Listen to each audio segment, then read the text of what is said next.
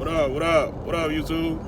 All right, so I'm back like I never left, and just to give y'all a little insight on what I have going on at the moment. Currently, I just picked up a 2007 Ford Expedition, and as an independent dealer, this is like one of the most nerve-wracking parts for me, anyway. Like, I enjoy the hunt. I enjoy the searching for the deal, getting the deal, purchasing it, and then after that, I honestly don't want to have nothing else to do with the damn vehicle, especially going to pick it up. But if you like me, you always don't want, or shit, at the time, you may be a little overextended and can't afford to pay a transporter to come bring you your vehicles. You got to go get it, and you're going to have to drive it. You know what I mean? Because a lot of times, this particular one came from an insurance auction. So when you go to, now with all this COVID-19, we can't preview the cars or anything like that, and we get like a 10-second video that you can listen to the engine running. That's it. You don't know if it'll go into gear. You don't know if it had a hard time starting. You don't know if the battery was dead. I mean, I've gotten some. I picked up a couple last week. One, battery was so dead, I had to take the battery out of my truck and put it in the other one just to get it to start, because that battery is just completely dead. It just would do nothing.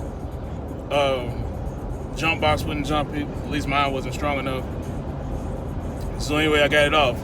Went back, pick up my other vehicle, and in the video and also in the pictures you couldn't see it, but this particular vehicle, because they did not notate it, had no brakes. So I picked it up, it runs, it drives, but it don't stop. It don't stop. Does not stop. Brakes do not work. Let me get by you now. Hold on a second. So it don't stop, brakes don't work. Big purple letters on the side on the window, no brakes. But none of that was in the description. None of that was in the pictures that I saw, or I probably wouldn't have bought it. However, I did fix the brake issue. It does run drive, and now it stops. Anyway, when you get one and now you get to the location, being that you can't preview anymore, there's a couple things you need to bring with you. You need to have like a go bag. You need to have an A bag. You need to have a bug out bag, whatever you want to call it. What you're going to do is you need number one, you need to have some engine oil. Okay, Chris, which engine oil should I get? The damn engine oil that you got. Because whatever you got is what it's going to run until you get it wherever it needs to be, and you can change the oil. Hopefully you're not going a long distance, and you'll be all right. You're also going to need some antifreeze. Okay, Chris, what antifreeze do I need? The antifreeze you got. That's the antifreeze you need. The one you got is better than overheating and being on the side of the road. It's easier to drain it and refill it up and pay that little $50 to drop and to drain and drop and put some new antifreeze in it when you get to your destination than it is for the overheating you pay for an engine. And you just screwed yourself out of the vehicle you just bought. So you're gonna need engine oil, whatever engine oil you got. So go to these auto parts stores, because a lot of times they have in-store sales on their oil and antifreeze, and that's where you need to be stocking up. And also what I found out is Walmart. Walmart.com is the lick on engine oil. It's beating any of these auto parts stores. Engine oil and coolant, Walmart. As much as I don't really care for Walmart, it's a necessary evil for me. So go to Walmart, because Walmart gonna save you. Walmart gonna save your life and your finances when it comes to all this engine oil you're gonna be using and coolant. So you got engine oil, you got coolant, you have transmission fluid. Now, transmission fluid, yeah, it's better than the one that's slipping. But I mainly bring transmission fluid because I just never know. And transmission fluid is a detergent, so a lot of times I'm purchasing these repos and they're running and driving, but I automatically assume with a repo it's going to need a battery, it's going to need brakes, it's going to need coolant, and it's definitely going to be way overdue for oil change, because if it got repossessed, they definitely wasn't doing an oil change. Like, this one should have been done in, here's the Walmart sticker. Should have been done at 182,000 miles. This vehicle now has 193. So it's 10,000 miles over, right? So I just take a little bit of my transmission fluid when I get it, pour in there, because I know I'm going to do an oil change. The transmission fluid will help clean up all the valves and the crud in the engine, and it's basically like a cleaner because it's detergent. It's not a long-term use. I really only do it until I get the vehicle to my location, and then I'm going to drop the oil anyway, and it'll bring a lot of that crud out with it, and then I'll put my fresh oil in, and it'll run a whole lot better. Oh, and another thing, if you get that rattle, that when you first start up the vehicle, it needs an oil change. That's a little tidbit. If you start hearing that even with your own vehicle, it definitely needs an oil change.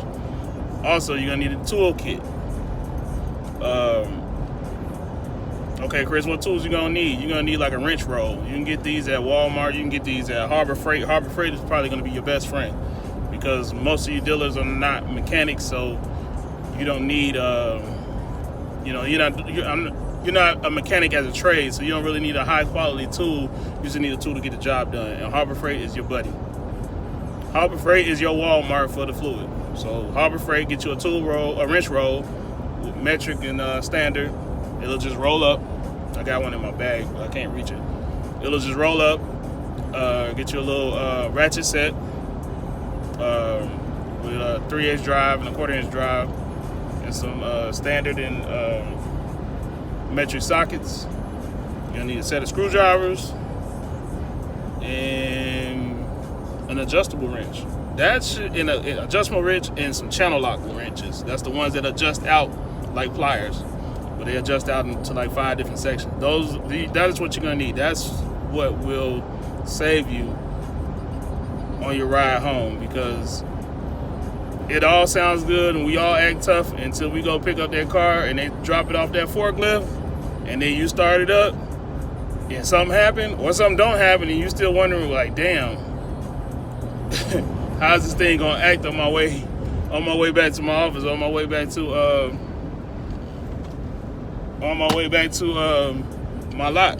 How's this thing gonna work? You know, it's trying. So you got one like this one that I'm in. It started up fine. It does run and drive. I'm currently driving it, and temperature gauge doesn't work. So I have no clue what my engine temperature is right now. No clue.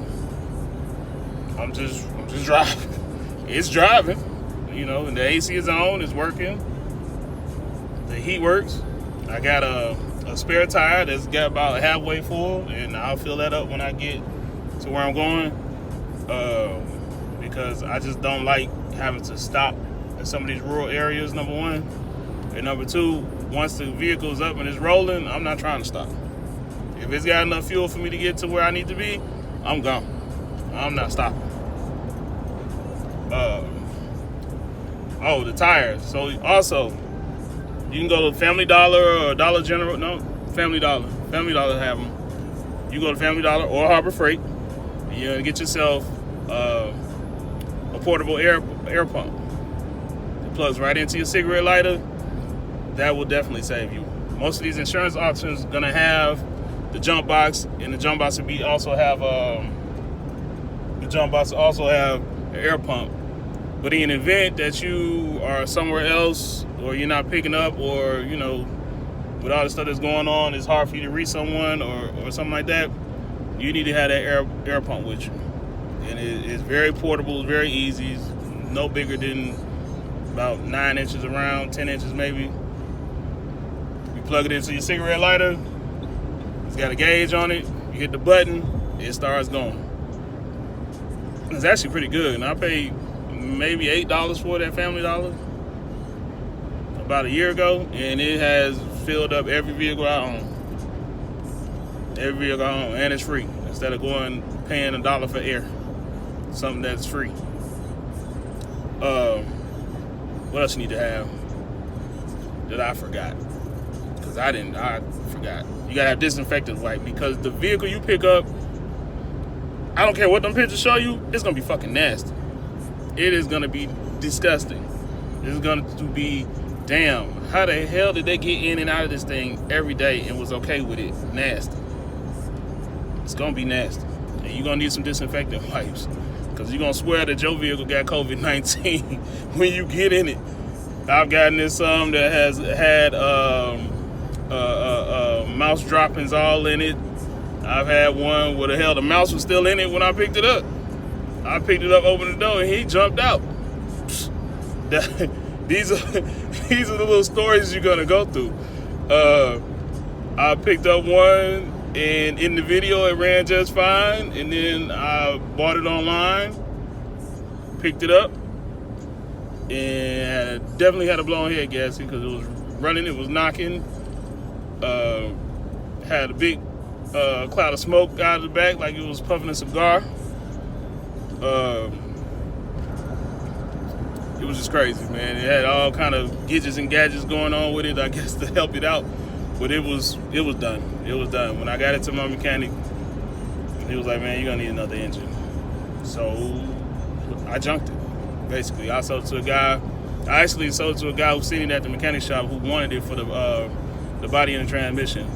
And I just cash dealed it to him as parts and got out of it. I did take about a $200 L on it, but that's better than me trying to buy an engine and put in it. So we're trying to sell it to someone. What else do you get when you pick up?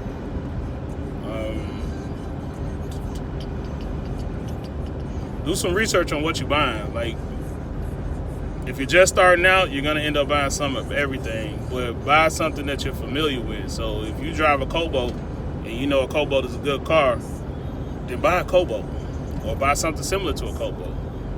Buy a Pontiac Sunfire. Buy, something that you're familiar with. If you buy the smaller 4-cylinder cars, the 4-cylinder Ford Fusions, the Cobalts, as far as Americans are concerned, the little Dodge Neons, these are pretty much affordable that you can get. Doesn't take a lot to fix them. The Honda Civics, the Honda Accords, the older Honda Accords. Only thing about Honda is their engines are bulletproof, but their transmissions suck. But it's so small and so easy to fix, it don't cost that much. Along with I had a Ford Fusion, and it had 334,000 miles on it when I bought it. And I replaced the engine because the bottom end was messed up. So I replaced the engine. I replaced the engine with one out of a 2012. It had like 110,000 miles on it. Cheap. It's so many of them, it's cheap. My mechanic had it in and out in 2 days. Back on the road. Easy money. And it is sold. And the young lady is enjoying it. So buy what you know. If you know Toyota, buy Toyota. Don't get caught up in the semantics of that you need to have this big huge lot and you need to have this in place, you need to have that in place. You don't. What you need to do,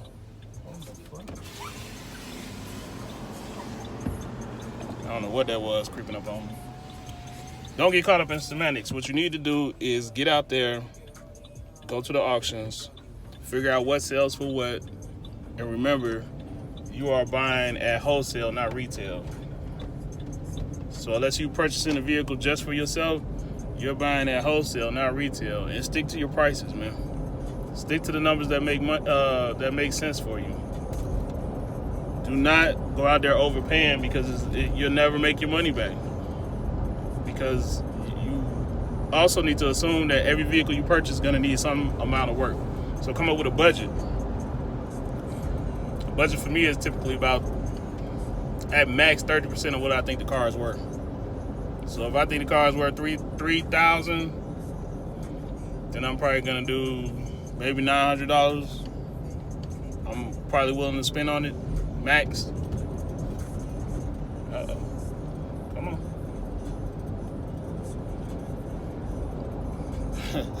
That's back to live action right there. I don't know what the hell that was.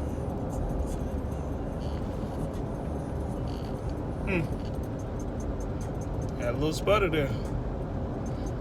See what I'm saying? This is what I'm talking about. This is the shit that you be scared of when you get it. Like, you run and drive, then you get it, and you be like, my ass, nigga, you better get your ass up there. We got to go. We got somewhere to be. We ain't got time for no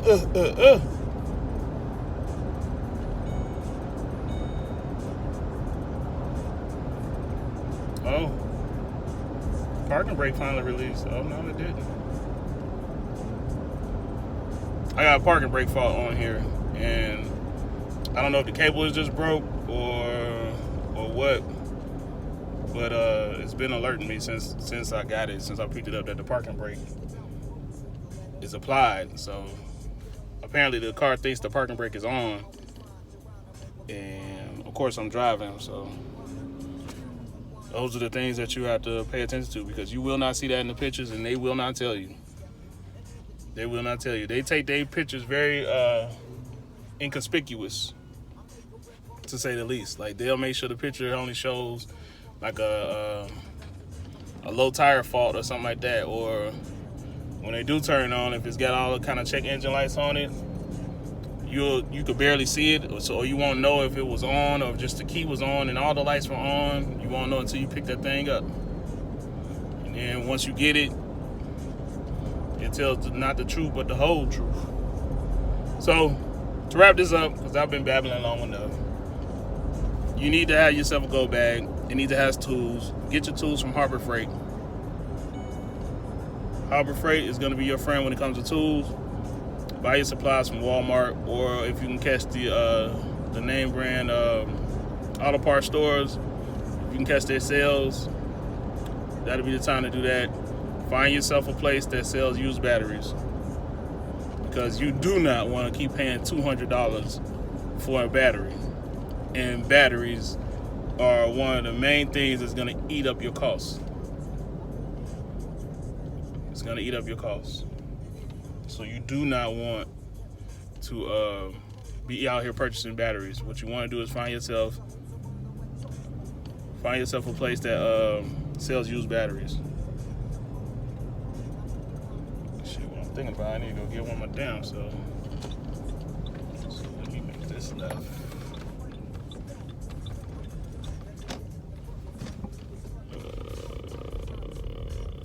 Which way we go? Which way we go? This way. Yeah, you definitely want to find yourself. I don't have the old one. Oh well. Now I'm just out here looking stupid. Anyway, you definitely want to find yourself a place that sells used batteries. You can get the used battery at, what, $65 max? $65 max versus paying that $200 or something, maybe $300, depending on the vehicle, depending on the battery. You just want a battery that's gonna have just enough cranking amps to crank the car over so it can go. And the cranking amps that you want to focus on are the cold cranking amps. So the battery's going to have two different cranking amp ratings. One is going to be cranking amps. It's going to say CA. It's going to have a 3-digit number. Typically, it's going to be 400 and something and above. But the one that says CA, the one that says CCA, which stands for cold cranking amps, is the number that you really want to focus on, because that's the amount of amps that battery is going to actually put out at extreme cold temperatures. So if you live in the north, and it gets cold, or you get freezing somewhere where it typically snows in the winter, that is the number you want to focus on, your cold cranking amps, because your cold cranking amps that's really what your battery could do. So if you have a V8 or something like that, you got a battery in there that says like 400 and something cold cranking amps, it ain't gonna cut it, and you ain't gonna start. But this is enough from now. Pretty much at my destination. I'm gonna holler at y'all. Peace.